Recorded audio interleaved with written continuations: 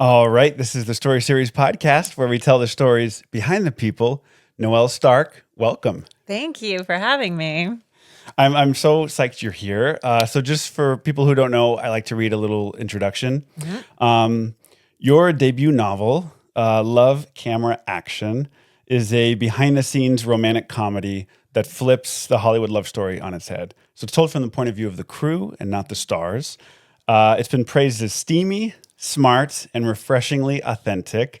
And it's also inspired by your own work behind the scenes in the film industry, which I can't wait to get into. So once again, welcome. Thank you. I'm very excited to dish about it all. Yeah.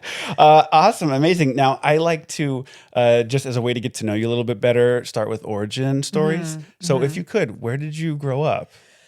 I grew up in a small town north of Toronto. So small town, and I grew up in the woods, like one of those kids that was on their bike at like 7, biking for hours without your parents not knowing where you were. And you Imagine that. And you're like, oh my God. And I grew up in this small town. I was always interested in writing, but I was more of an actress. I was a singer. And then I went to school in Toronto and Sweden, and then later New York for acting. So I've kind of bounced all around as I grew up. You spent some time abroad in Sweden? Yeah. What was that opportunity? I was on an exchange program for my school in Toronto. So I went to York University in Toronto, and on my 4th year of my BA, I went to Sweden on exchange, which was really cool because I was like having a little meltdown. You know, sometimes in university you have little meltdowns. A little identity crisis? Yeah, you're in a crisis. Like, what am I doing? And I just walked into the international office and said, where can you send me? And there were only a few options because I could only speak English. Like I can get by in French, but not to study in. And Sweden was one of them, and it had my courses. So I just randomly went to Sweden, and it was one of the best years of my life. Yeah. And if you care to say, what was that crisis you were going through, that university crisis? Oh, it was like I was doing too much. I changed majors. I started in a music major, and I went to history. And it was a very intense year, kind of school-wise. Then I was in a jazz band. I was on the soccer team. I was partying a lot. Like, I was working. I was doing all the things, and I just was like, I can't. I'm too busy. Did you not know what you wanted to study? It seems you were just trying a bit of everything. No, I started out in music. But I was in classical performance, and I was taking classes like how to compose a fugue. And I was like, I don't know if I want to know how to compose a fugue. What is a fugue? A fugue is like ba-da-da-da-da-da-da-da-da. Okay. And then like the next line comes in. So it's a very Baroque kind of form. And you study it mathematically. And I was like, that's cool.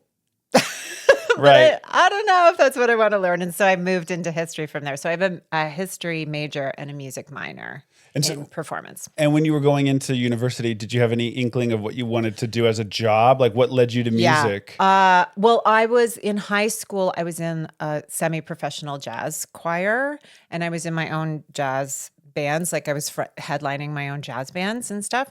So I just went into music because I liked it. I had no real thought of becoming a professional musician. My dad really wanted me to be a lawyer because he thought I was combative. Oh. As dads do. Nice. You know? Yes. So I thought like, because in Canada, what your BA is doesn't matter to go into law school. Like you can study whatever. So I thought I'll just study music because I thought it was fun. And then I thought history was fun. And then by the time I got out, I was like, there's no way I'm going to be a lawyer. Right.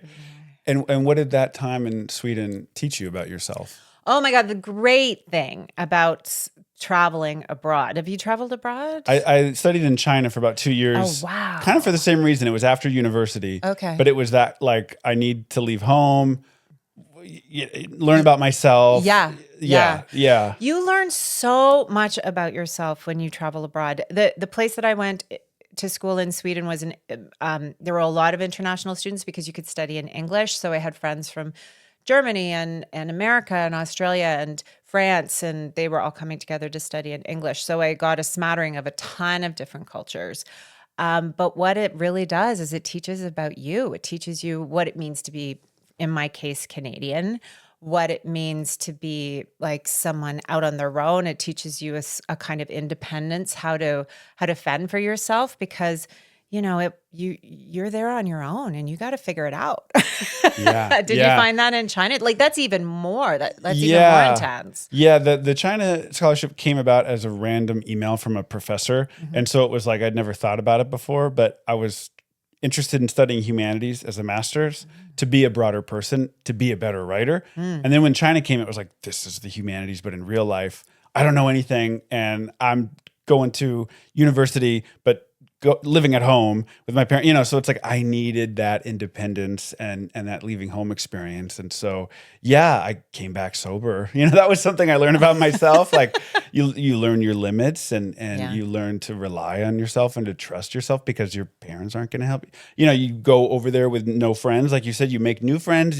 So it's like, who are you when no one knows you? All those questions come up. Yeah. And so, and you found that too. Yeah. And possibility just explodes because you are meeting so many different types of people, so many different cultures that you're like, oh, wow, the world doesn't have to be this way. It can be this way. And you just learn so much. Like your brain really just explodes when you travel abroad. It's very true. It's very true. And when you came back, is that when you decided to switch major, or what? How did you view your time at university coming back? I was done. I was out of university. I was very focused to all my counselors. I was like, once I'm out of Sweden, I am done university. Ready to start life. You get me my courses and my credits here because I'm done. And I spent a year working in the film industry. And then I went to New York for acting school. So I went to a school called the Neighborhood Playhouse, which was kind of like, the Actor Studio? You remember that show, the Actor Studio? The Neighborhood Playhouse was kind of like the crosstown rival of the Actor Studio. So it was Sanford Meisner. It was Meisner I've heard of School. Yeah, so I did that for 2 years and then stayed for another year because I had a student visa. And then I went back to Toronto to act in Toronto. So you have this whole performance, this part of you that now you're thinking maybe I could parlay that into beginning of a career? Yeah, so that's what I was hoping for. I was hoping to go into acting. And, when I came back to Toronto, I had some success, a lot of success in voice work. I did theater, I did film.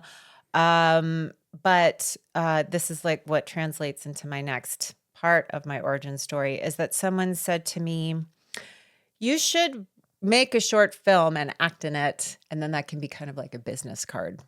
And I thought, I like the idea of making a short film. I don't like the idea of being in it. For whatever reason, I was like, found that like that didn't spark the idea, but the idea of shooting a film, which I'd never thought of, really did spark something. So I wrote and directed and produced this short film that went to Sundance and then went to TIFF, and it just launched me into this whole new world. Wow. So TIFF is the Toronto International Film Festival, which is huge. I mean, so I'm just curious, why does someone who's interested in acting suddenly feel like they don't want to act in their own film? It seems like another, an important crossroads, but isn't it counterintuitive? It seems like it, but you had that in you, that ability to say no. Yeah, I think it just didn't feel right. It didn't feel right to do that. And I don't know if that was just instinctually knowing that I was on a path to come behind the camera more. I mean, I think I found when I was an actor, I really loved performing, but I hated auditioning. I hated it.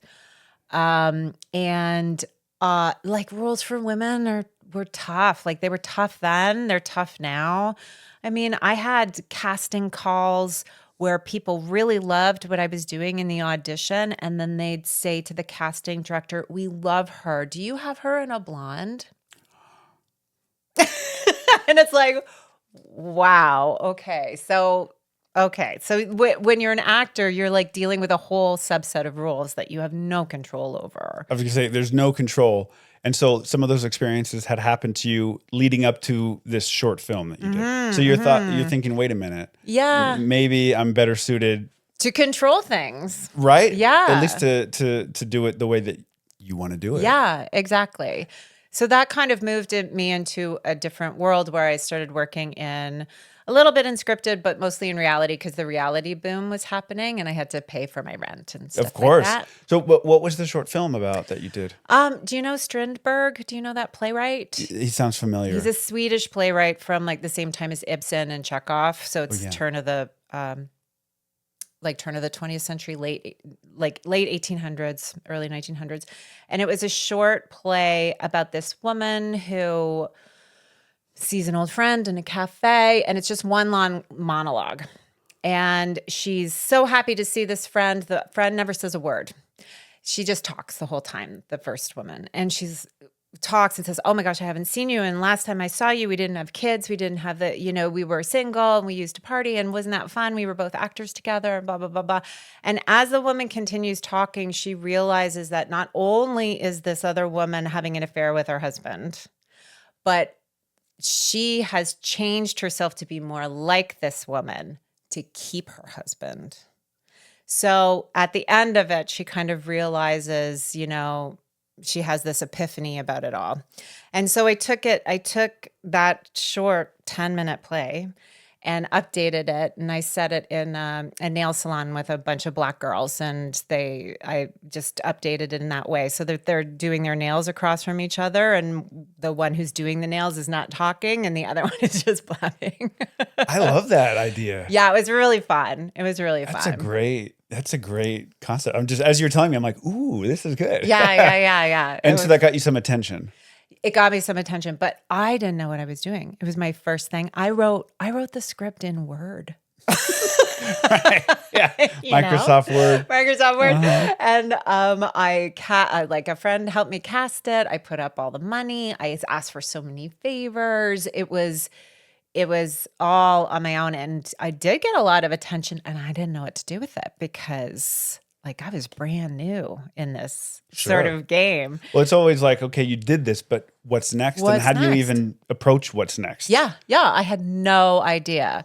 So it did launch me into this new career, but I didn't know how to launch it for it to launch me into my own space, if you get me. You feel like you were getting into a lot of rooms and you were generating opportunities, but it wasn't building towards something? It wasn't building because I didn't know what to build it towards. And Canada is very different than LA. So, the Canadian market is much smaller. And I think if I was in LA at the time and that had happened, it would be a much different road because LA people are always looking for the next big thing, But yeah, that was just the story. So it put me into a new direction, and that was the positive thing about it. Yeah, and was that direction eventually? You said reality TV. Yeah, eventually it was reality. And did you TV. stay in Canada? I stayed in Canada. I mean, I was doing scripted. I did 2 more short films that did well. Again, I was in development for drama and scripted, and I shadowed a lot on scripted shows. But the money was coming from reality TV because that's where I could get the work. So if someone back then asked you, what did you want to be full time with these short films, what would you have said? At that time, I would have said I wanted to be a director. I wanted to be a director. And you were doing that more short films. And then the reality side, what were you doing in reality? I was directing, I was producing, I was story producing, I was in post. I was doing a ton of different jobs, so many. And then when I had my son, I went into mostly post because it was easier to do that with a young child. Instead of being on set somewhere all day. Sure. Yeah. And what are you finding in working so many different jobs in production? Are you liking that just lifestyle of the film TV industry? I really loved how fast paced it was, how it changed every day, how you really had to think on your feet, how busy it was, the different people that you would meet, the different roles you would be in. Like the cool thing about being in Canada as opposed to LA is that you had to learn how to do a number of different jobs just to kind of make a living. Whereas here I find in LA, you kind of have one job and you stick to it because there's so many people in the business you can do that. You can survive on your one job. But in Canada, you have to know how to do a lot of different things. It's like working at a small production company where you're just exposed to more just out of necessity. Yes. And that, well, I mean, jumping way ahead, but to your novel, set on a TV film set, right? Yeah. Film industry.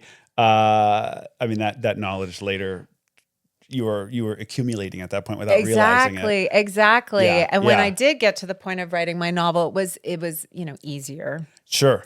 But I knew all the roles. I knew the types of people that went into those roles. Personality types. Personality types. I knew the jobs that they did. So it was very helpful to make a very thick world. Yes. But now jumping back when you were in post-production and you had your son, and so are you writing at all at this point? Is there any inkling of a future novel one day, or None. how are you seeing your career? Are you just in survival mode because you're a new mom and just like, like new parents? It's Totally, like, I could relate to that survival too. mode. Yeah. Like, I mean, I was writing in reality TV. I was writing a lot of recreation stuff. So I wrote recreations for ghost shows. I wrote recreations for like gossip shows. What is a recreation? Like someone telling a story and you're... So someone's in an interview. They tell a story in a ghost show, for example. They tell the story of them being haunted. And then you write the recreations for like the non-union actors to then Right. They and shoot this it is really what they're fast. cutting to while the story is And that's being what told. they're cutting to. Yeah. So I wrote a lot of those. Like I wrote true crime reenactments. So I was doing that as well as doing reality shows like renovation shows. I did a lot of renovation shows. I did ghost hunter shows, again, true crime, food shows, kind of whatever was coming down. Like I would stick with one company and whatever came in the door, I would just sort of work on. How are you parlaying that into your next opportunity? What happens next for you in the reality space? So I decided to move down to LA. I had the opportunity to move down to LA, and I wanted to experience what that was like, to be in a much bigger market. And but kind of the time that I came down, the pandemic hit. So I was like Perfect back time and forth. to be in LA, Yeah. right? Yeah. And so I was in LA and then I was back in Toronto and like I was back and forth. So Right. yeah. And then at that time is when I kind of got the bug to write a novel. I had never, ever wanted to write a novel. I put novelists on this huge pedestal. I thought that's too hard. That's too much work. You have to be too smart to do that. And I never thought of it as a possibility. But I was going through a very hard time in my life. And I started reading romance novels like obsessively, like crazy amounts, like one every 2 days. Like it was bonkers. Like I'd be out walking the dog and reading a book. I'd be stirring a pot and reading a book and just nonstop.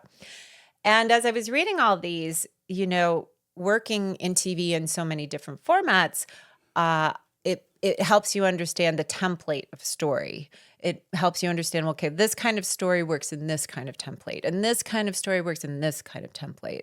Like you can always say, 3-act structure or 5-act structure or whatever. But different stories do have different points you have to kind of hit. Mm-hmm. And I was beginning to see the template in romance novels, and I thought, I can write one of these. That's okay. It was so naive. It was very naive. But it at least sparked the urge to go write. Yeah, but you did have some writing experience. You clearly had a knack for it, even if you didn't fully allow yourself to believe that. Yeah. Right? Even different mediums, short films, all the reenactments you're doing for reality TV. Yeah. That's kind of honing your skills, right? Yeah. At least technically, it's like there's a deadline. You have to commit to writing something because they need it for this, and then you have to move to the next thing. And so this is all things that are just kind of sharpening you up, right? As a writer. Exactly. Yeah. And you were writing for Paw Patrol, you have like a 12-page script that you have to write for like a short form, 10-minute kids thing. Yeah. It's like, okay, here are your beats. You got to hit your beats in that 10 minutes. If you're working on a renovation show, like here's your renovation scene. You have to hit your beats in 90 seconds. Can't go more than 90 seconds. That's what it is. So you do begin to understand how you write to commercial, how you build a a story towards a pleasing climax, like where is it scary? Where is it a relief? All those kinds of things. Curious, in your experience in reality, how much of it is already figured out before the cameras roll, and how much of it is found in the editing room? I mean, you don't really want to find it in the editing room because a lot of the times it's not there. Oh. In reality, you kind of want to walk in with an idea of what you're going to do. Renovation shows are fairly plotted because they're simple stories. Like your scene is, well, the big arc is you have a crappy house at the beginning and a beautiful house at the end. Right. There's your beginning arc. and end. Beginning and end. So what happens in the middle?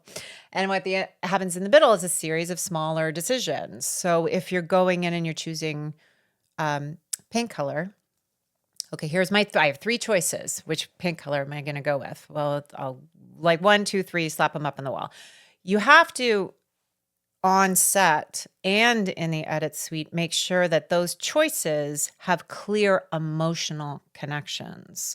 So this yellow, oh my gosh, it reminds me of my grandmother's kitchen. It's so beautiful, and it really reflects on this wall. So when they come in, they're really going to get a blast of sunshine when they come in.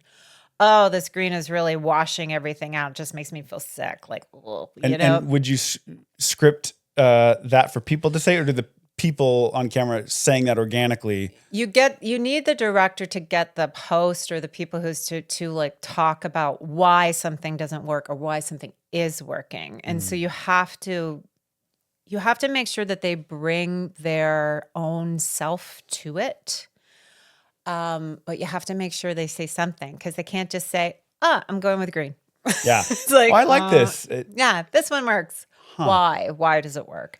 And it needs to be connected in some way emotionally, or you don't care, right? Yeah. And I guess a lot of that is decided at casting too, right? I mean, you need to make sure you have that kind of person that's going to be interesting, say the thing that you want, right? Yeah, absolutely. Absolutely. So that's why hosts do so well, because they know how to do that, right? Get it out of someone. Get it out of someone or bring it out themselves. Huh. So you learn that in the edit space and in the director's seat. So I was in both of them.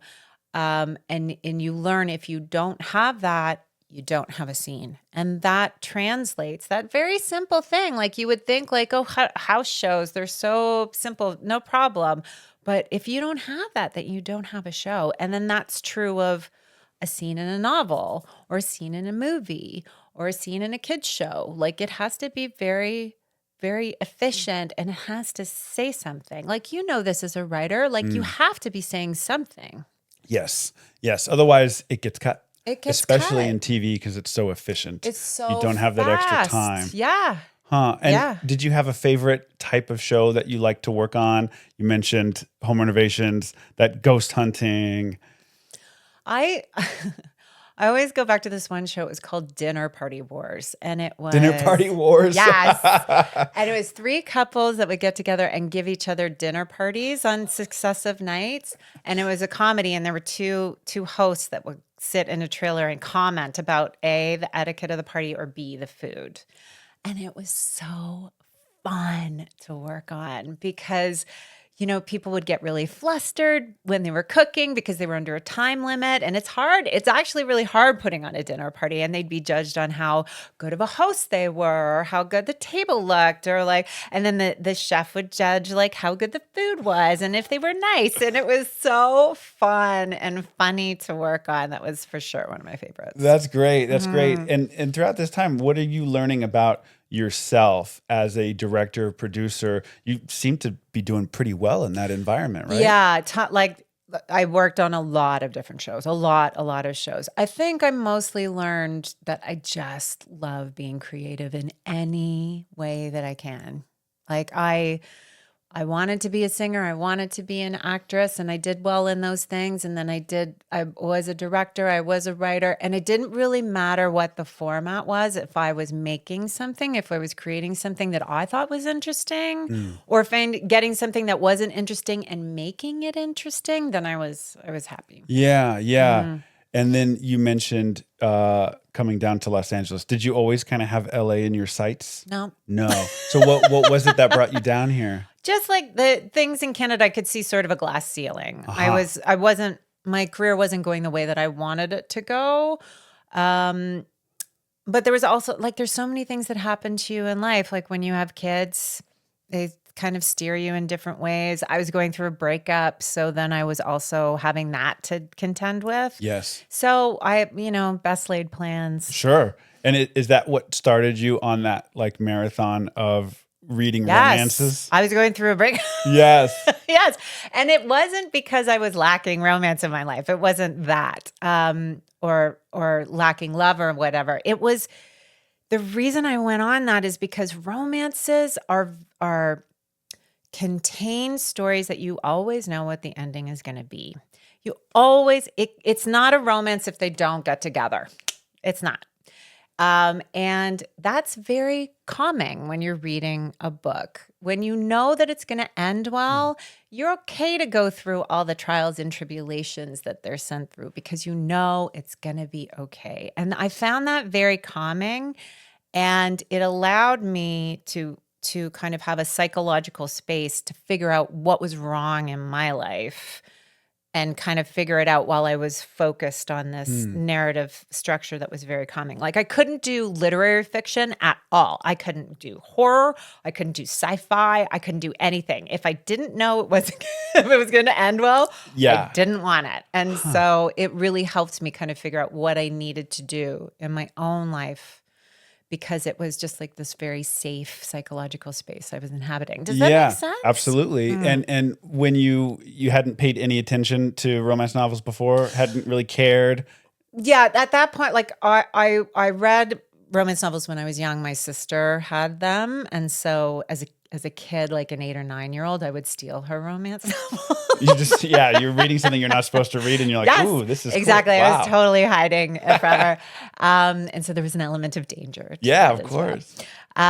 So I read them when I was younger, but I there were decades when I didn't read them at all. Yeah. So what was that like first book that caught your eye, or how did you even know to go that direction? Yeah, well, it was funny because I had just come back from the first time I had gone down to LA, and it was sort of a scouting mission to see if this is where I wanted to go. And I had just come back, and I was taking my son to the park, and I walked by one of these little library things, that people have in front of their house. Oh, And yeah. I was looking for books for him, and I saw a romance novel, and I was just like, that's for me. I took it. So It just was chance. just chance. Yeah. And so you're reading as much as you can get your hands on all the time, and then you start to have an inkling of maybe I could do this. Yeah. And so I thought I wanted to, like, I had a couple in mind, which was a director, female director, and a male director of photography. And they work very closely to each other on the set, creatively and kind of logistically in a set situation. So you have your kind of forced proximity in that way. And if you don't get along with each other, that's a big problem because you do have to work so closely. So I had to like the characters, and I had the situation that I wanted to do. And then I was like, okay, just set it on a set because that's something you don't have to worry about world building in terms of, research or, fantasy or anything like that. It's, that world. So it's a little bit easier for you to understand, how the beats of that world work. So then you can set that there. And I started writing. That's you use that phrase, that close or forced proximity. Forced proximity, yeah. Which is a great, because especially, I mean, you get that tension in any sort of romance, right? Especially, and it doesn't start off that way in the book with Callie and Jory. Is that, yeah. And so she's the female director. He's the director of photography. Yeah. And so there's a little bit of a power imbalance in that she's kind of the top person, but she's the new person on set. And so she has to kind of earn. Yeah. It's funny on a TV set. It's debatable who's the top person because directors on a TV set are only brought in for the episodes that they are to direct. So they're only in there for 2 or 3 episodes. And yes, ostensibly they are the head chief. Really, the producer's the head chief. But they're the head chief on set. The director of photography is to work with the director and like the thought is that the director tells the director of photography what to do. But really, in reality, the director of photography has been on the show the entire time. They have set the tone of the show visually, and they are kind of, in a way, the leader of the set creatively throughout the entire show. It's true. You do. There is a line kind of in the beginning where Callie is looking to get another shot that wasn't planned, and then Jory kind of takes her aside and is like basically saying, "You're kind of upending what I've established." This visually. So to your point, it's like, yeah, okay, she might want to do something, but he's established the visual language of the show, so there is a little bit of tug of war of like. Just creative tug of war, which is always a kind of great environment for two people to be in. And because you want the new idea, you want to see what that is. But if the new idea goes against everything you've built, like that's very frustrating. And this is part of what Jory's issue is that he's sick of directors coming in and messing up what he's already done. And that's his job. Like he's got to do that. Like, right. So he secretly wants to become a director because he's sick of this. Yeah. And he for sure doesn't want to deal with a newbie coming in because Callie doesn't have as much experience as he does. And all he does is see her as like this little upstart who wants to make her mark, and it's not the time to make your mark, sweetie, like right. that kind of stuff. And he feels threatened because, like you said, he has ambitions of being a director. When I read that line, I thought, he's such a man. Of course he wants to direct, Yeah. Of course he does. Which is really funny. Like, yep, you know. And there's this thing in the business that directors of photography always want to be the director because they're sick of like seeing bad directors come in and screw everything up. Right. That's so funny. So you had kind of right off the bat, you had this like just world in your mind and the character dynamic pretty immediately, it sounded like. And then how did you go about putting pen to paper, or what was your process like in just writing this? Because I was brand new at this, it was very seat of my pants. I was writing when I could. Again, I was, I had a young son. I was working TV, which is very intense.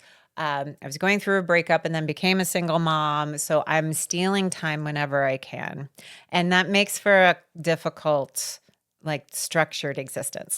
Yes. Good luck with structure and having a child. Yeah, exactly. And so it was, like I was trying to learn about writing novels on the side whenever I could. I would like try to steal craft books or, learn things on the internet.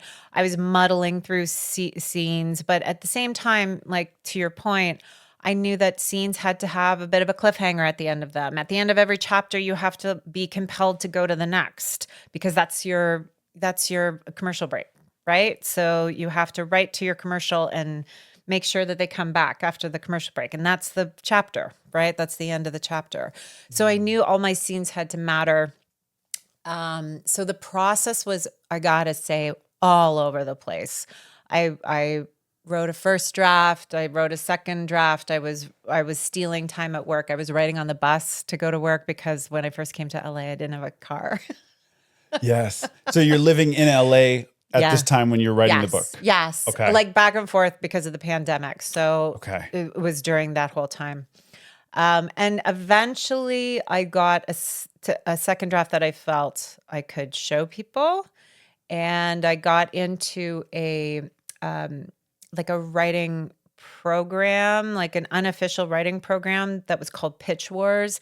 And it was this thing that was very well respected in the industry. And you put in your manuscript and you got a mentor, and like 4,000 people tried to get into this thing. And they only pick about 100 out of that. And are they pitching only novels, or what is Pitch Wars? Yeah. So Pitch Wars was started by this woman who found it very hard to get into, like everybody was complaining how to get agents and how to get publishers, and it was hard to get editors on your manuscript. So it was kind of like a boost for first time writers. Sure. And so I got in with the manuscript that I had, and I got a mentor who edited my novel, she was also a romance novelist, is a romance novelist. And then you got a showcase for agents and you could show your manuscript to see if agents wanted your manuscripts. Okay. And so just jumping back for a second, you had, on the strength of your first draft or second draft, you applied to Pitch Wars. So before that, did you show anyone? Did you tell anyone that you were writing a novel? How closely did you guard that? I tell people what I'm working on. I know some people who never say anything about what they're working on. I tell people because it forces me to do it. Because once it's out there, I'm like, oh, now all these people think I'm writing. And if I don't write it, then I'm going to be a failure. Whereas I do know other people keep it really close because they want to guard their idea, which I understand. What was your day-to-day process like in terms of just putting words down? Were you outlining? Did you know where you wanted to go? You said you know how a romance novel ends technically. Yeah. So you knew You always where know you how wanted it the characters ends. to end up. Yes. But yeah, no, I was writing stuff. I would again try to steal time to write stuff. I would write just garbage and then come back and look at it. And I'd know that I'd have to layer in different, deeper things. So I'd go back. It was a real mess, actually. Working on a first draft, I call it's the draft that'll get me fired. Like if I submit this, then I don't have a job anymore. But the job of a writer is to write the bad draft, because then you get to the draft that you start to like. Yeah. But if you just went to that, you wouldn't need discipline. Yeah. But you have to kind of, wade through the muck to get to like, wait, but that's a funny joke. Oh, but this opening can work. And then you start to like it. Yeah. But it doesn't get there immediately. And you stumble upon things that you wrote before and you're like, oh, I wrote that. Oh, there's a clue in there for something I need later on in the story. Oh, okay. And it's like hidden inspiration that you didn't realize that you had even put down. So how much of that is discovery? I'm thinking of character development, Jory with his medical issues, Callie taking care of her family. It's like, how much of that did you discover as you were writing? Almost all of it. All of it, discovery. Yeah. Kind of going back, rewriting, layering it in, because you're like, oh, that kind of works well. Yeah. Like I knew stories that I'd heard over my life that I wanted to tell that I thought were interesting or sad or funny. So I would bring those ideas in. Callie's background is pretty traumatic. And that was a springboard from a friend of mine who had similar experiences. And because I didn't have the experiences that Callie did in the book or that my friend had, I was very curious about what it would be like to grow up in that way. I had a very stable household. My parents were together. We weren't rich. There were times when money was tough. So I knew what it was like to be in that situation. But, there was always a stability there. But in Callie's case, and I obviously took Callie's case very much to the max, like my friends' things, there were only aspects, but I took it to the max. Like to grow up in a time where your mom isn't dependable and you don't have a dad there and you have a little sister you have to make sure eats and that you have to eat. That's like, what is that like? That's scary and it's hard. And how does it reflect in your later life? So Callie has this thing and it's just a minor thing. She's always, the craft table on the sets. There's always food everywhere. And there's a reason for that. When I first got onto sets, I thought it was magic. Like the craft table, I couldn't believe it. Because there's just always food because you're always working. So you need to be fueling all the time. Mm-hmm. And she's always stealing food. Stuffing it in her pockets. Like not stealing it, but stuffing it in her pockets. Not eating it right away, but because she's got like a food insecurity. And she needs to make sure that she always has food with her so that she can be calm. Now, this is a romantic comedy, right? It's supposed to be funny, but those little details help you understand the characters and where they come from a little better. It just solidifies the world because there was a scene where Callie's at home, nothing in the fridge, but oh wait, there's something from the craft table that she pulled earlier. Yeah. Just a little character detail, but it just, that's the world of your novel. And so it's just a great little detail that tells you about that. So now jumping back to the Pitch Wars, and you have a mentor, it helps you edit your second manuscript. Yeah. And now you're at a point where you showcase agents or writers, or what is that like this next round? Yeah. So the next round is because Pitch Wars, and it's not around anymore, they decided to stop it because it was all volunteer. But I was on the last year. And what they did was they invited a bunch of literary agents. And because it was so well respected, you get 70, 80 agents like looking at, your pitch for your manuscript. And so then from there, some people took off right away and got deals right away, like in a day. It was crazy.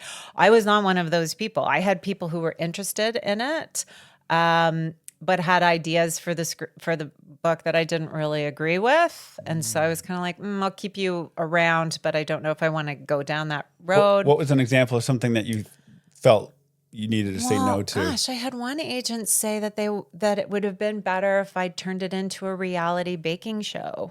And I was like, what? Why? I don't because it was popular, I think, at the time. Like baking shows were popular. Instead of the demon, instead of the scripted demon that they were working on. Yeah. Like that's the show. It's called The Demon. Yeah, it's like a Buffy kind of situation. The fictional show in the book that they're working on is like a Buffy type of show. It's a Buffy type of show. And their pitch was to turn it into a baking show? A baking reality show. No. I know. I'm like, what are you talking about? I'm like, no shade on baking reality show romances. There are tons of them out there. Yeah, but that's just no, that doesn't feel right. No. And so okay, so that's odd. And do you feel pressured at all to take any of these notes? Because you're there, of course you want your book to be published. And because I don't know anything. I don't know about the publishing industry. Right. Right. It's a first exposure. As a TV person, you're trained to take notes. That's true too, right? Yeah. You're like, when I first started in TV and I got notes, I was devastated. I was like, what? Why are you giving me notes? And then at the end of it, you're like, okay, just what do you want? All right. Yes. I'll change that. And the notes aren't always a bad thing. It's just part of, it's just part of the job. Doesn't mean you made a mistake. No, it's just like these people want it in this way. And so, when I was getting notes for my book, I was like, I don't know, does it need to change? Like, maybe. I don't know. I'm new at this. Yeah. So, how did you navigate that?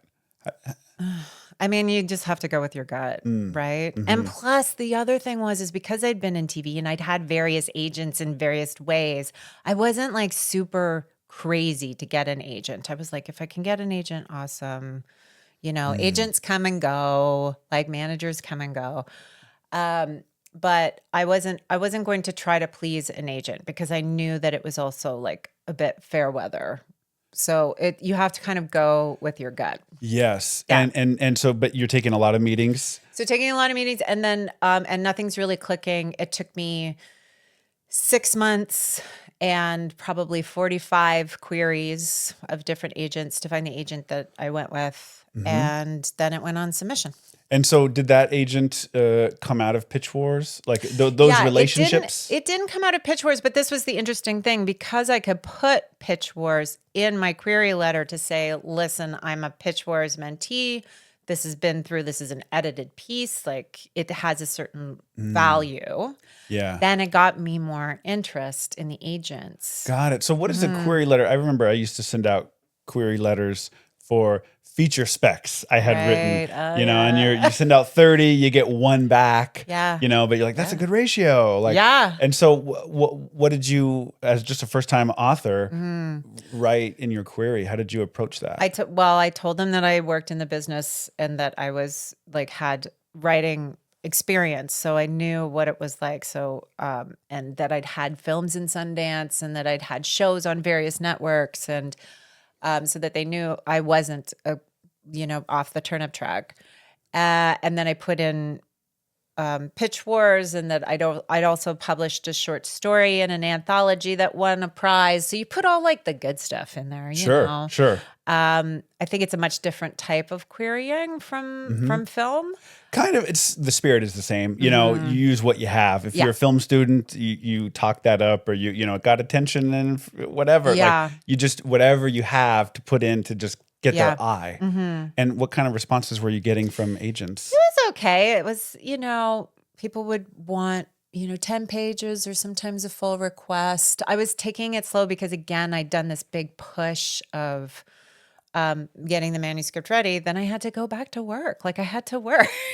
Yeah. Yeah. Because at this point, I mean, there's no money from your book yet because it's all just it's like writing a script on your own. It's like, Yeah. and getting it out there. I mean, Yeah. you hope, but at this point, you just, Yeah. it's all a labor of love. Yeah. So I'm sending out query letters like maybe 5 or 6 a week and then just forgetting about them because I don't have the mental space for it. It's probably a good thing to forget about them. I think so because like a lot of people in my cohort were freaking out and they were like, you know, micromanaging all this, like, oh, like they've read it and I can see it on their list that it's been read. And I'm like, oh my God, I do not have the emotional space. For that. You can fall into that. Yeah. So it took me 6 months to get the agent that I liked. And he basically just said it didn't need any work. So I'm like, sign me up. Well, good, because that means they think that it's ready to go out to market and try to. Yeah. Okay, that's great. So aside from that, what did they see in that? Did they give you any sort of, aside from it not needing work, like could you tell that the material resonated with this person? Yes, I could tell definitely They got you, that they they got got it. They got me. They got what I was trying to say, and yeah, it just felt like a logical fit. And then what comes next? You sign with an agent. It's signed with an manager? agent. And there's not that I can see there aren't managers in the publishing industry. Oh, okay, It's just agents. So he submitted it, and he took a very long time to submit. He would submit like two places, 2 houses, and then wait a few months. Oh my God, the waiting in publishing is bonkers. It's so long compared to TV. And after a year, I was kind of like, okay, what's going on? And he then said, I don't want to be in the business anymore. I'm sorry. I've decided I don't want to be, but I've connected you with this other agent and maybe you guys will fit. And I was like, oh God. So, so that happened. But in that window, he sold the book. So one of those submissions came back like the week after he told me he was leaving the business. Like a submission came back and said, yeah, we want the book. So I switched agents, sold the book. He left, loved the new agent. And then I was on the publishing track. And it was, you know, they were editing the book and giving me deeper things. Like they were deepening Jory's health crisis. They were deepening sort of more on his side about how he would be seeing things, which I thought was really great. And it took a year and a half to publish. So from top to bottom, it's crazy. From top to bottom, it took 7 years. 7 years. Wow. Yeah. Wow. Now, how did that feel though when you learned that there was a publishing house that wanted your book? Oh my God, I was like over the moon. I was screaming in the hallway. Like my son was at a doctor's appointment and I stepped outside and I was like, oh my God. I couldn't believe it because I was tempering my expectations because it was my first book and I didn't expect it to be published because everybody talks about your first book never gets published. So I was like, okay, well, we'll try this. And then when it got bought, I was shocked. Yeah. And then now comes like a new set of notes, and you're working with who like an editor at the publishing house. Yep. And so what is that relationship like? And you mentioned deepening Jory's backstory a bit. What are the kinds of things that they look for that maybe surprised you, or just that kind of relationship? Well, the editor, and I think it varies from editor to editor. The editor was Jess Verity at Alcove, and she was just very generous and gracious. She had within her family, some health issues that were similar, like a similar dynamic. And she was able to talk to me about her own experience and what that would have been like for Jory and what it would have been like to be in a emotional relationship with someone going through that. And so it was great because she really brought herself to the edit of things that I didn't recognize. So that was a really good relationship. And she was very respectful of what I'd written and would always say, you don't have to take this note if you don't want to. And I almost always took her notes. Like there was maybe 2 notes that I didn't take and I would write big apology letters. And so it was a really good working relationship. Yeah. It's different when you're working with someone who has already bought into the book Yeah. as opposed to that one agent who was like, how about a baking show? It's like, you're not even bought into the story Yeah. at this point. Like, no. Yeah. But you're working with someone who's clearly a deep, thoughtful reader. Yes. So it's like, okay, let's get into these notes a little bit. And okay. And then comes the time when they, I guess, tell you this is ready now. Yeah. What is that? So then, oh God, you read it so many times. It's so boring. Because then it goes into copy edits, and then you have to read it again for typos. And oh my God, this very bad thing. I did this very bad thing while I was supposed to be reading it for typos. It was up on NetGalley for early reviews. And I went to the review page, and instead of reading the 5 stars, I went straight to the lower stars, and I read the first one, and it sent me into a panic. It was so dumb. It was the dumbest thing I've ever done. I don't read reviews anymore.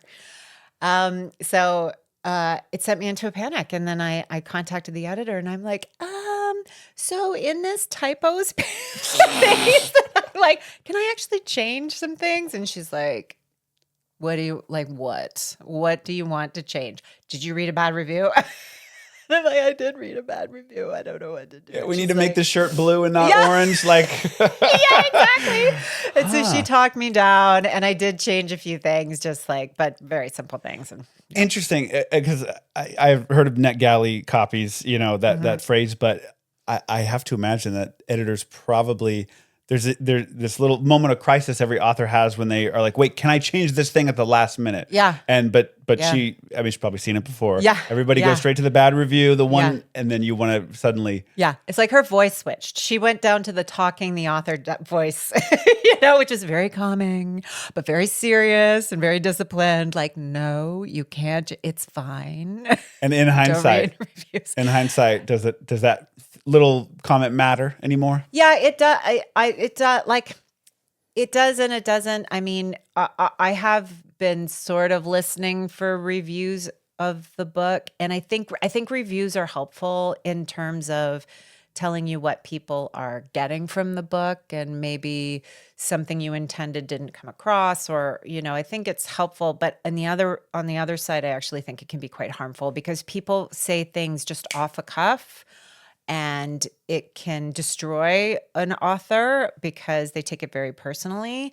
And like a lot of people who do review things don't actually know what they're talking about. Like there's a lot of people who are very thoughtful, and I love hearing constructive criticism, but there's, a lot of trolls out there who'll just say absolutely nasty stuff. So. Anything.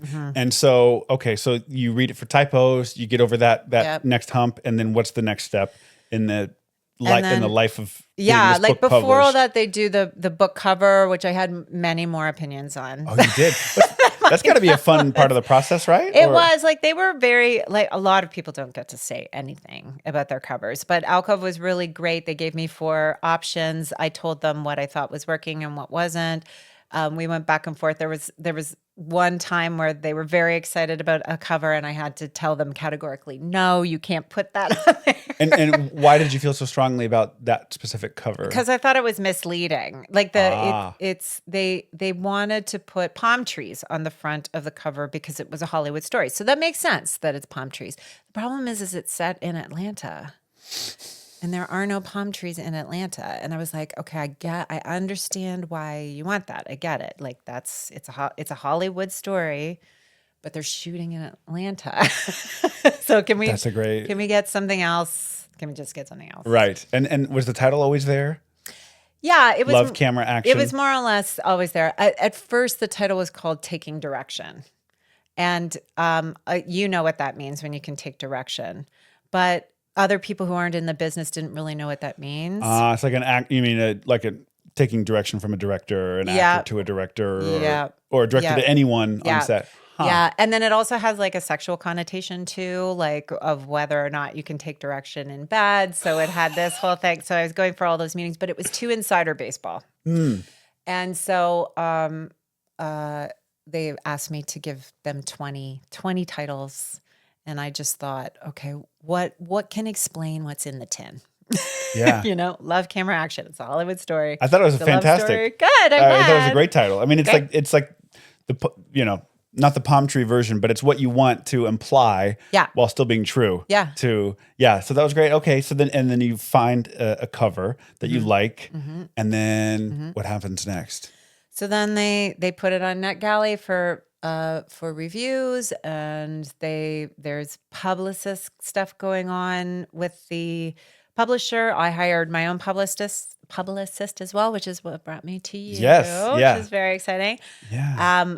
Hands down, totally suggest getting a publicist for yourself in your first book, because there's so many books that are released all the time. You really need to figure out a way to get it seen and get it heard, And did they set you up with a publicist, you said, but then you got your own, or? They have an in-house publicist that does, kind of stuff for the publishing house. But I wanted a separate one for me that would push my book specifically. Yeah. And when it came out, just publication day, what did you do when it came out? I worked. You worked. I went to work. Yep. My son gave me a little potato, like a crocheted potato that said, "I believe in you," which I thought was really cute. I mean, I don't think I did anything personally to celebrate, because I was so wrapped up in all of the PR that my You don't have stuff was time here. to Don't have process it. You're time. just in it. First just you're in writing it. it, you're editing Yeah. it, Yeah. then you're trying to sell it, and then it's like, Yeah. it just because, Just because a thing, yeah. And how does it feel now? Have you been able to Oh my God, take it it's in? been so, I have to say, it's been so amazing. It's been life-changing in so many ways. It's such a positive thing to be able to see something from beginning to end. You know that, when you make a show, it's like beginning to end, you see it, it's created. It was mine. I didn't have to, the thing about TV and film is that you have to convince a ton of people to come on board to make your project. You need to convince people with money. You need to convince people with outlets. You need to convince people to work on it. You have to be constantly telling them that your project is worthy. And yes, that's true in a book, but you're kind of alone for a lot of the time. You have editors, you have friends, but really it is kind of just you that's doing that. So you don't have the same pressures. And then to see it actually out in the world and to be doing well, it's unbelievable. It's unbelievable. I'm sorry. Yes. Yeah. No, Yeah. that's amazing. And so what now, you mentioned another book or Yeah. second book. At what point do you decide, okay, I got to get back to writing books again? Yeah. So when I finished writing that book at the end of Pitch Wars, I started on the next book, because someone gave me some really good advice, and they said, don't start, this is the beginning of a series in my mind, Love, Camera, Action. But don't write the second book in the series, because if the first book doesn't go, there's no point in starting in the second one unless you self-publish, which is, a possibility too. But I started another book that's a completely different series, a completely different idea. And I started that. And then when this book got published, a few months before this book got published, I sent in a proposal for the second in the series. So I'm writing the third right now. So writing The third book, but the second in the series, if that makes sense. third book, but the second in this series. Yes. So it's a sequel to this book. Yes. Can you share anything about what it's about? Yeah, it's about the actors. Okay, nice. It's about Paolo and Talia. Oh, great. Yeah, okay. yeah. Awesome. Yeah. And so will Callie and Jory be around, or how Yeah. are you just balancing now that you're kind of spotlighting a different part of the world, but it's still the same world as the first novel? Jory will be there because he's the director of photography. They're bringing in Callie to do the last episode, so she'll be there too. But the focus, much like how Paolo and Talia were in the book for Callie and Jory, they were kind of, there to support what Callie and Jory were going through. It'll be the opposite. So Callie and Jory will be supporting what Talia and Paolo will be going through. And, one of the things that I'm very interested in, and I'll be curious to hear what you say, because romance novels are generally focused towards women, right? But I am very curious about what men think about this story. And I've had a number of men read this, in the podcasting world and just outside. And the thing I'm curious about is that I'm very interested in what it means to be a male in our new kind of society. Like how do men maintain what's so awesome about men in this new world where male toxicity is so hard to navigate away from? So like Jory is very much caught in the male world of what it means to work in film, which is a very male dominated world. And he's not used to kind of communicating in a different way that Callie has. And he kind of recognizes, he goes through a certain, like he begins to understand his sort of own soft, I wouldn't say sexism, but own kind of male perspective, I guess, on things, and to change things in a way that he sees things from a different perspective. So like I have a son, I have stepsons. I'm very curious about what they have to navigate in this new world, which is seems to be so polarized now in so many ways. Yeah, that's a great question. Well, one thing about the book that rang true was just internal motivations, tug of war.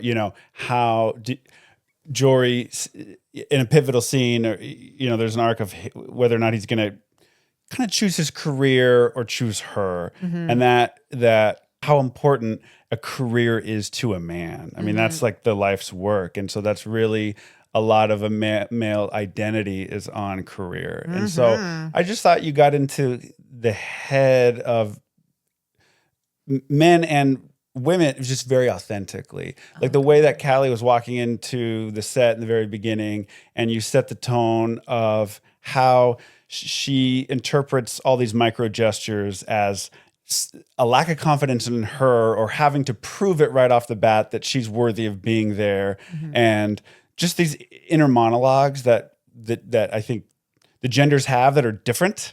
I think you just captured really well. And so that just there's just a lot of truth in that for me. Cool. Yeah. And in terms of just being a man in TV and working with other women, is like just listening. And on my last show, where I was kind of bringing up a female writer who I've had this great professional relationship with, and so I've been training her to be like the head writer on, on the next show. Hopefully I can move up and then bring her up. That's kind of what you want. And I asked about the feedback after, where I had a family emergency. I sent a group text, hey, she's, taking care of the table read today. And I just got some feedback from her on this particular person was almost waiting for her to finish talking and then talking, and you're nodding. It's like that. I'm sure, women pick up on that all the time. Yeah. And it's like, I'm like, really, this person? Because either it doesn't happen when I'm in the room, or I don't notice it when I'm in the room. But those are those things where it's like, just like listen and ask, I think just you tune your ear a little bit differently. Yeah. And honestly, Brandon, I think that, I know you say that that's not a new idea. It's not a new idea, but I think listening is really hard for everyone. I'm not going to genderize it, but I think women are taught to learn to listen more often. Like they're taught to defer. They're taught to collaborate. They're taught to socialize in a different way. And I think men are taught to lead, and they're taught that they have to be the final word, or they have to be like they're a failure if they're not. And that puts an extraordinary amount of pressure. Yeah. You could feel like listening if you have the wrong kind of tune in your mind, but like listening makes you feel less like a man. Like you're weak. Yeah, because you're always told to take charge, right? Yeah. Growing up, take charge. There were certain things that Callie went through that I have gone through directly. There's a point where the male producer comes down and starts talking to Jory about a scene and does not include Callie in it. And that has happened to me in the past, where the producer has bypassed the director.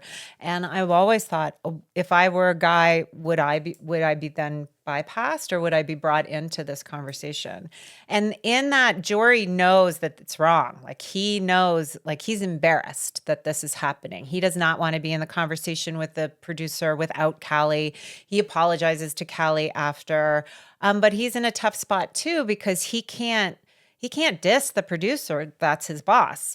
And he's trying to manipulate and navigate this very difficult situation while maintaining his own role.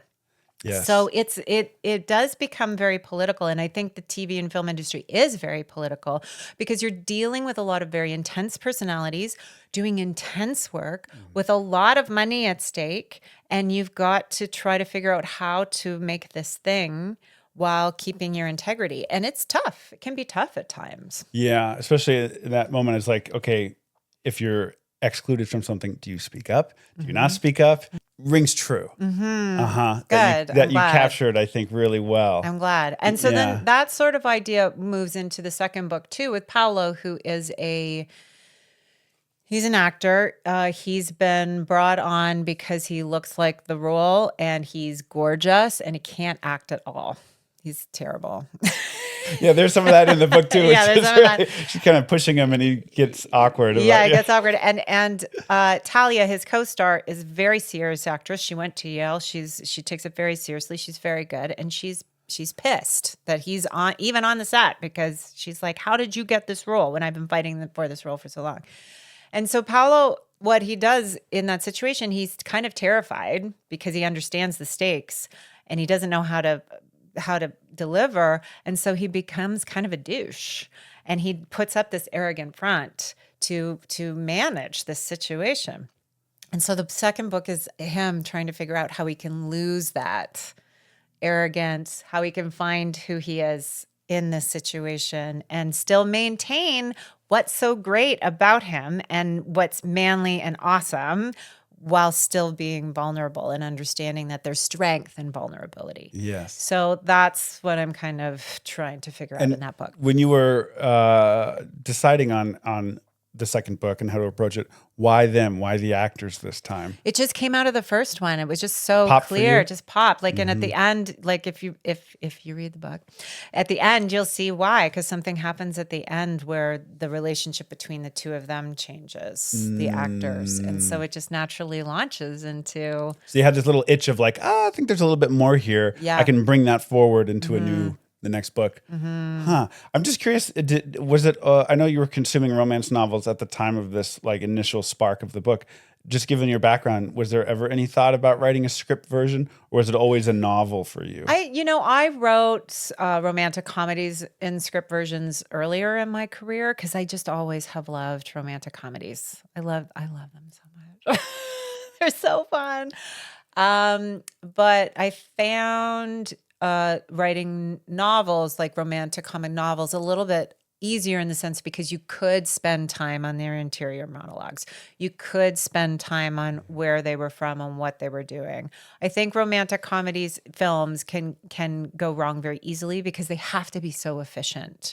And so sometimes you lose your marks or you don't earn what you need to earn to really understand why these people are falling in love. So you have a little bit more time to get into the story in a novel. So you really wanted to use what makes a novel with this kind of story.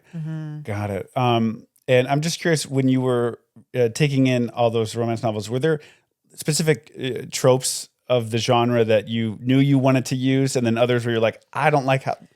What did you take with you, and what did you leave behind? I love, like, everybody loves enemies to lovers, like everybody. Right.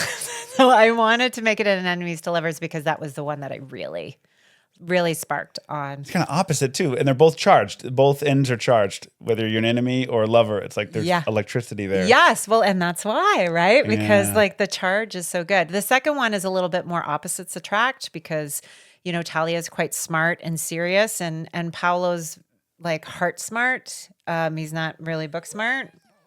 Right. I don't want to say he's dumb, but he's not book smart. And he's like always, he's not as serious. So it's like a little bit of an opposites attract. Like he secretly is pining for her and he's got a thing for smart women.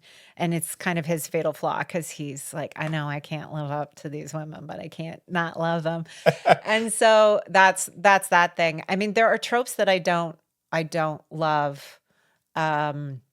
Like I don't like second chance romance stories. Like in the romance world, there's all these different tropes that people do. So it's like fake relationships, like fake dating, or like there's only one bed, or like forced proximity, or like any of these kinds of things. And there's one called Second Chance Romance where they've had a romance before and then broken up and then they're meeting it together. And I don't like that one because I find it too sad. Yeah, yeah. That is true. There's a whole layer of baggage underneath everything that's happening. Everything. And then there's this time when they weren't together and it's all this missed time and missed opportunity. And so I just find that a little too sad for me to get into. Yeah, great, great. And then do you have a timeline on this book? Well, I'm hoping I'll get like first draft done by the end of the summer. It sort of depends if the publisher wants to publish it. Like they have decide whether like they have to look at it. And if they don't want it, I'll just self-publish it, which is so great. I'm a bit nervous about that. I wanted to go down the traditional publishing route, and I was lucky enough to do that because I didn't want to deal with marketing. I didn't want to deal with finding someone to do the book cover or formatting or finding all the various editors I would need. I just did not have the space for that. I have mad props for the people who do that. It's intense. It's a whole other job getting a book that way. So if I have to do that with the second book, I will do that. Of course. I don't really want to, but I will do it. Yeah. Because I want it to be out in the world. Of course. And anything from the first book that you're taking to the second book, just in terms of things that you wish you had done writing your first novel that now with this one, you're like, okay, I know how to approach this a little bit differently. Yeah. Outlining. Outlining. Yeah. Like just basic outlining, like just so that I know it's happening in this quarter of the book and this, like, there's one thing to know how it starts and how it ends, but that middle, it's tough. You can wander, right?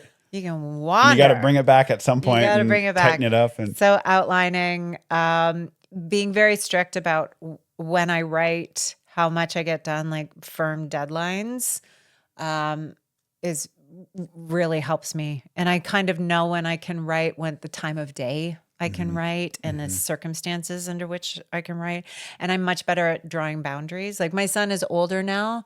I don't have to like say, no, like mommy cannot do that right now. Now he like approaches me and he sees the look on my face and he just backs away. nice. So that's good. Yes. But yeah, boundaries because the thing about writers, and maybe you know this too, is that people think that writing isn't really a job and that you can do it whenever. Yeah. You know, and so they're always like, oh, you're not doing anything. Why don't you come out for coffee? Or like, can you help me with Or this right thing? after. Yeah. You know, it's like, no. Yeah, right after. Yeah, exactly. No. You have all day. Yeah, all day. Very true. You have to guard it. You do have to guard it. You have to guard it. Very strictly, you have to guard it. And you have to tell people no a lot. Don't you find that? I absolutely. And especially having a family and a 2-year-old. So you have, there's boundaries right there. And so you know the time it takes to get something done and how much time you have. And then there's bedtime, there's this. So you kind of know your sweet spots of like, okay, I know I can get a chunk of work done this time. So you do have to, but also the car needs to go into the shop. But I'm going to do that later. I'm going to do this for, you have to make those because you do have to guard it. Yeah. You do. Yeah. Yes. This is something I ask every guest. Okay. It's called the rule I break. Okay. So every industry has rules. Yeah. Some are there for a reason, and some are just begging to be broken. So what's a rule in your field that you don't follow or believe in? I don't really believe in outlining. I do it because it helps me sort of feel like I have some sort of path to follow, but that outline goes out the door so fast. Like when I'm writing, I do not stick to that outline at all. It kind of gives me some security, but I don't feel the need to stick to that outline at all. Because so it's a rough guide. It's a rough guide. I find that inspiration is a funny thing. It's a funny thing. Like first of all, you cannot depend on inspiration in any way. You cannot depend on it. You just have to sit down. You know this. You just have to sit down and write, no matter what you feel like. And so, but the thing is that inspiration shows up in really weird ways, and you have to listen to it. You have to say, why is that idea coming up? Or why is that idea not working? And you have to really sit there and think about why. and you have to just go with it, because it's not really like, I think you have to understand, I think, that the story isn't really coming from you.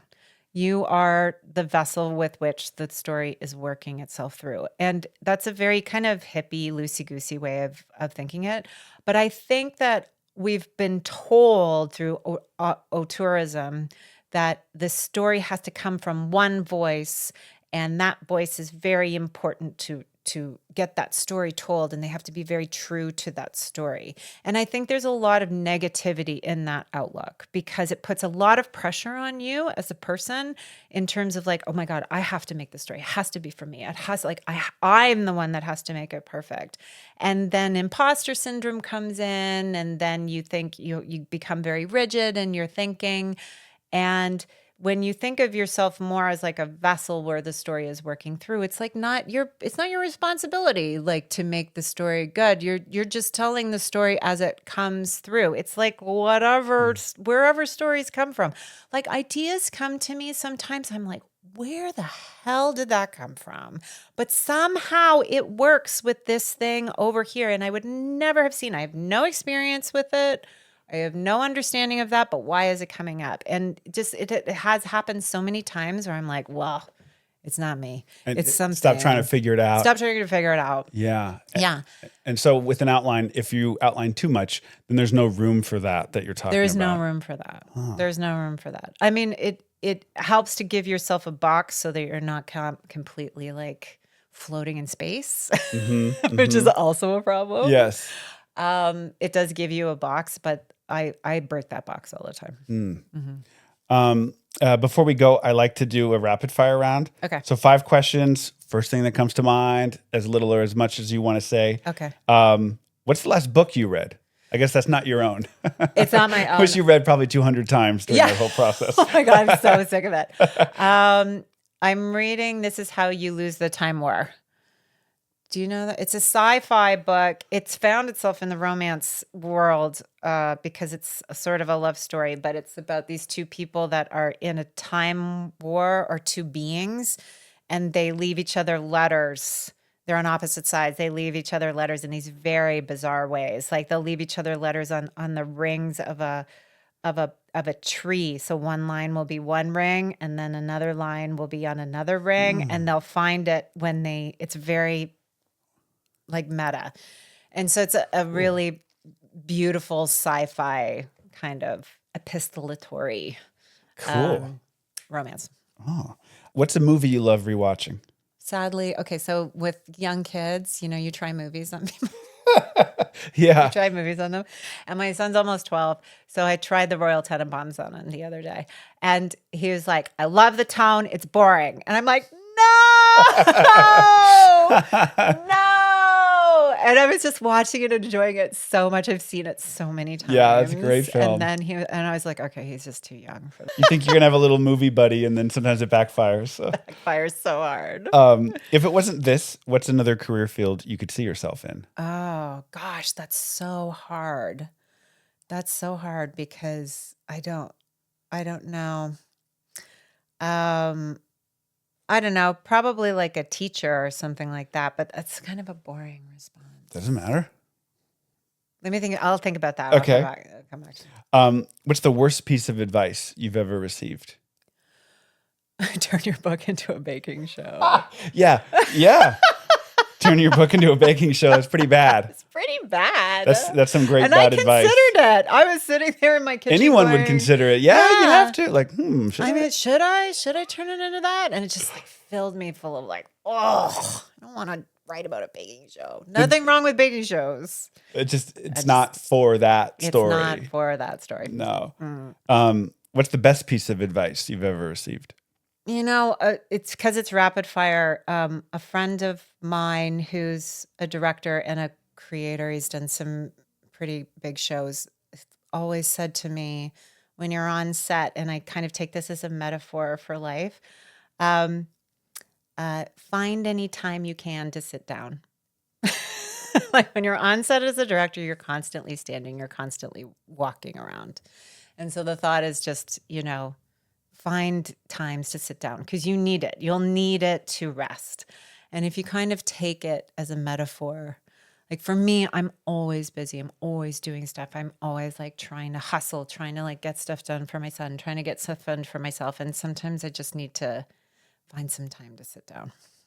Before we go, where can people find you or your work?